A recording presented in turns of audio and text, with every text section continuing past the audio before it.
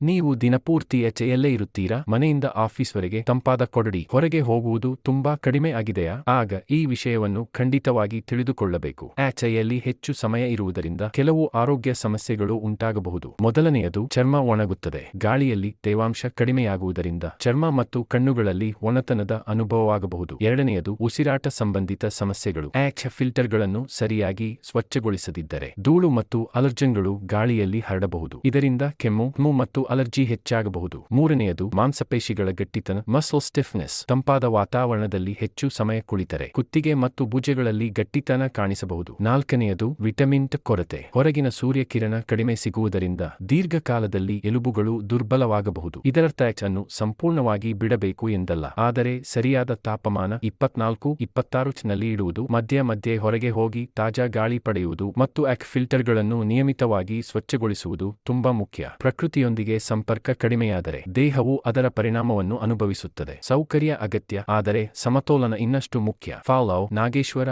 ಆಯುರ್ವೇದಿ. ನಿಮ್ಮ ಆರೋಗ್ಯ ಸಮಸ್ಯೆಗಳಿಗೆ ನಮ್ಮ ಪರಿಹಾರ.